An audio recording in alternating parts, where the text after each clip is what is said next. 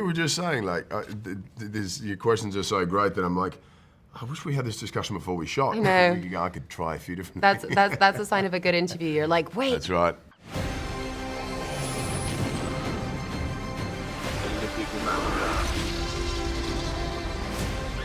Where we're going, we don't need roads. On these movies, so to be on this junket is such a massive, massive thing. So I appreciate you guys. Of course. You too. Awesome. Jake Hamilton, good day, sugar. Look at us. Look at us. I know. We've unintentionally matched every single day on this tour.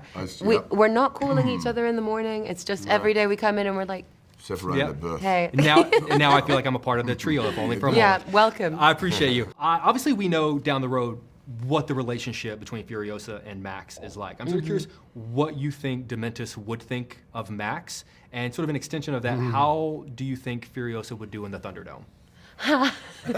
What?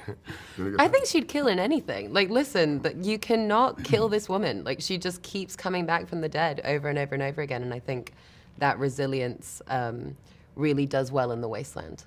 I would kill to see Furiosa and Tina Turner. I mean, tell me that wouldn't be. Oh, Tina. Oh, but yeah, legend. what do you think, love? He'd be a little confused. He'd be a little. I'm thinking. Yeah, which Max? He'd also probably see him as an obstacle, the way he sees everything else, and there's a fair amount of kind of unwavering cockiness and confidence that comes with Dementis. But he'd probably, I think at a certain point, he'd go, ooh, hang on, this might be tricky. The same way he realizes it with Furiosa. I feel like we're coming up with all this fan fiction right now that I now Seriously. kind of want to see. Listen. We were just saying, like, your questions are so great that I'm like, I wish we had this discussion before we shot. I know. I could try a few different things. That's a sign of a good interview. You're like, wait. That's right. Should have thought of that. I love you guys. I love that you auditioned for this part using the monologue, Peter Finch's monologue from Network, because that's one of my all-time favorite movies. In 50 years, if a young actor wants to audition for a part using a scene from this movie, what is a scene that the person sitting next to you has that would make for a great audition moment? I think probably our confrontation, right? Yeah. I mean, you've got some good monologues. I do a lot of talking. Yeah. But I don't talk as much, so I'm trying to think how. The I Am Furiosa is pretty damn memorable. Yeah. Yeah.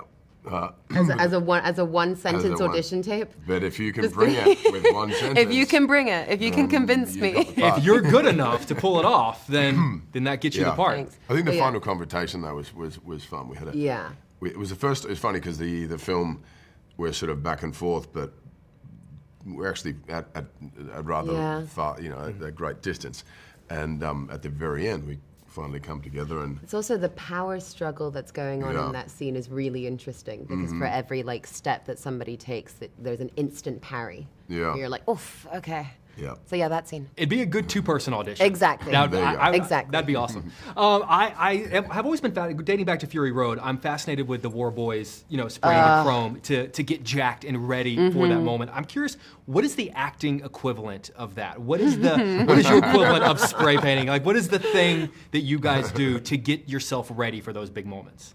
Oh, I pace a lot. I pace a lot just in general. Yeah. But what I find funny is I'm thinking about that confrontation scene again.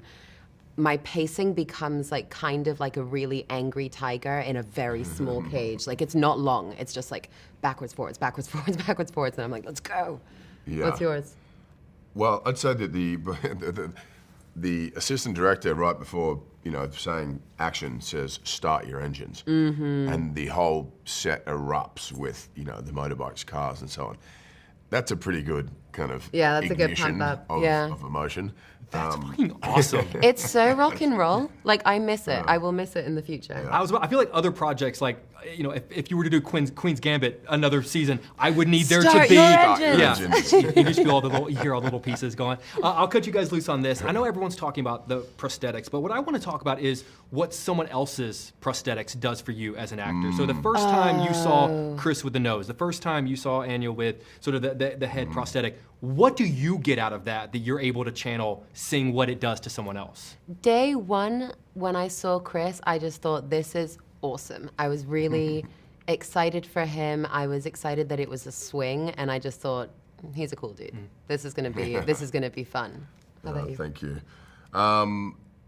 It's funny, like especially with the shaved head, when Anya came on, I was like, oh my God, like this is Furiosa, and I have to remind myself to get back in the scene. It's like, because you go, all of a sudden you become a fan, and it's like I'm sitting in the cinema, kind of with my popcorn. Yet it's like you got a line. You got Chris, lines. hurry up! You got to speak, to do something. In 50 years, there's going to be a kid that's going to need this for an audition. I got to do the line. I know.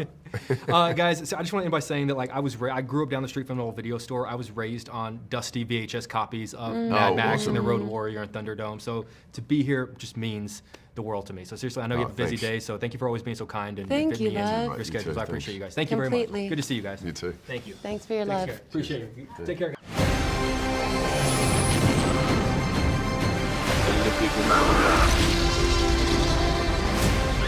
Where we're going, we don't need roads.